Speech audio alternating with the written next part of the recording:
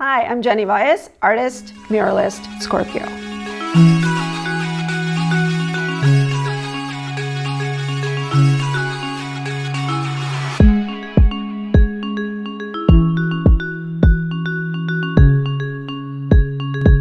I was born in India in a small village, and I grew up in a small metropolitan town called Baroda in Gujarat. So I am Gujarati, all Gujarati, and I moved to Chicago 22 years ago. I've been here since. For now, Chicago's home. I started painting about 4.5 years ago, and most people are surprised to hear that because I had never painted before that. I went through a dark period at the time, and I chose to use that period of healing to really explore this deeper calling that I had. It's interesting because Chicago's always had this huge presence of artists, and I feel like the community is very close-knit. As a woman artist, that's a whole different ballgame because overall stats are pretty staggering. Under 33% female artists are represented even in museums. Like if you Google female muralists, females don't come up in the first page. We just don't exist in that genre, which I did not expect. But in Chicago, it's been kind of a rewarding journey for me because when you ask for help, you're able to get it. In a profession that's riddled with so much competition, for me, that is such a gift. So my first personal project was the mural on the facade of Violet Hour. Violet Hour is a speakeasy, is a genuine speakeasy. The only way you know something exists there is their entire facade is painted by different artists every month. I still remember when I got approached to paint that, I was terrified. I got to put my work out publicly, paint publicly, which was such a private process up until then. I have a painting called Rise, which we can talk about this project called 100 Vulnerable Days that really kind of set me up as an artist. And Rise was day 100 of that series of paintings. I still remember the first day I painted it. I didn't think anybody would interact with it, and I got my first interaction the next day.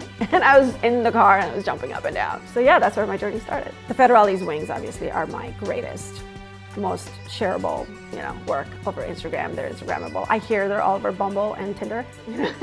They wanted something like what Kelsey Montague's What Lifts You Wings.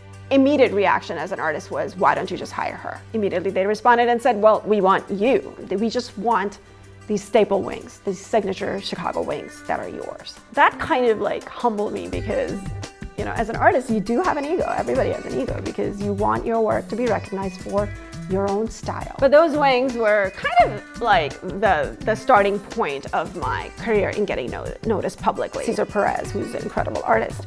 So we collaborated on those wings, and they have become kind of like the staple wings, destination wings of Chicago. What I love about that project is that it gave the stage to others. I have messages from people telling me how the wings have gotten them through depression. All those messages that we get, Cesar and I never expected these wings would become so much more than what we were invited to paint. My dad's a philosopher, so I'm very heavily influenced by philosophy in general. It becomes a kind of a lonely place when you're in that deep world of such deep philosophy. For me to be able to unpack that through art and find an audience who could connect to it I was blown away. It's a layered process for me to come up with a painting. So a lot of times I'll start a painting and then walk away and then come back to it when inspiration strikes. And most of my inspiration, the final piece that ties a painting together comes in my sleep.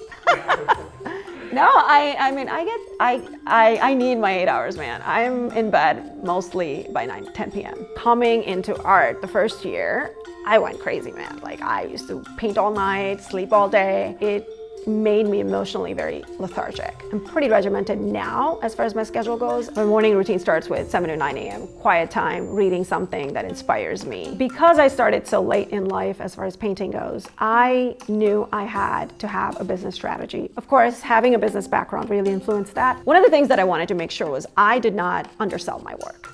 In order to not compromise on my prices, I started freelancing as a digital marketer.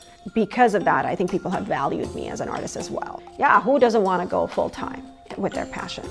What motivates me? When I first started, it's really tough to figure out who your audience is going to be. My studio was literally the corner of my living room. I knew I wasn't ready to go full-time, so I started painting an hour a day. I did a project for 100 days, and for the 100-day project, I decided the audience would be me. I would unpack this really painful pain point in my life. Not even quarter way through the project, it became about the audience that was receiving it.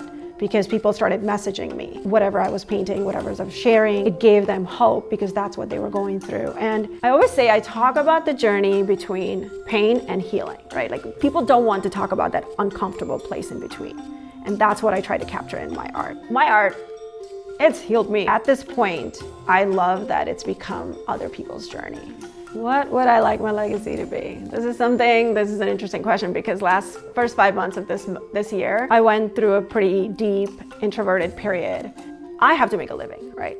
And I am making a living through art right now. I have to sell work. And there is this spiritual prostitution that kind of happens when your work goes commercial. I struggled immensely earlier part of this year trying to find that balance in doing this because I love doing it, but also making a living off of something I absolutely love doing. The kind of artist I want to be is really bring an impact, like make a change and leave an impact by doing art that actually inspires people to bring social change. And I have some works in process. I have some, public art work that I'm carving out right now that hopefully will set me up for that, because some of my idols are people like JR, who are making a difference in the world, who do public art projects that are on such mass scale, and they reach such a huge audience and leave such an incredible impact of social change. And that's the artist I want to be. After my first project, it kind of snowballed from there. Some of my work is at Hotel Electric. There's some at Point and Feather. And then I recently, last year, did the mural at Old Orchard Mall. That was an interactive mural because all of the splashes on that mural that you see, I invited people to join in. And I had a bunch of kids show up and splatter all over. And kids have a whole another way of splattering.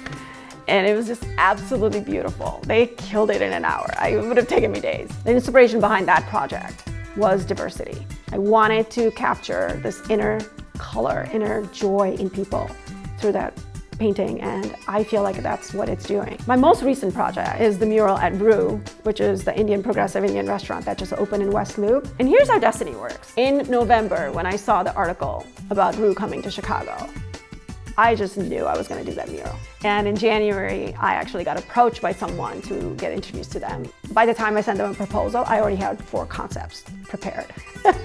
That's how much I knew I wanted to do it. And when that happened, one, it set me up as a whole new kind of an artist because there's a whole different skill set that I was able to kind of tap into. And the other thing is, of course, tapping into my own heritage, being an Indian, being able to paint something so beautiful that celebrates our culture, I think was just like the feather in the cap for that mural. I think being an Indian artist and a woman, it's not easy. It's not a norm in our culture to go into the creative field. I cannot tell you how incredible it is to get the support of my family, who believed in me and kind of gave me that space and the time to really dive into this passion. We need champions in our life, and they've been my champion through this. I encourage a lot of Indian women, especially women, ask me, how did you do this? And I encourage them to just kind of really help people understand your vision and really understand your passion, because once you do that, you can find that champion in your life. And it's not easy in our culture, but hey, times are changing.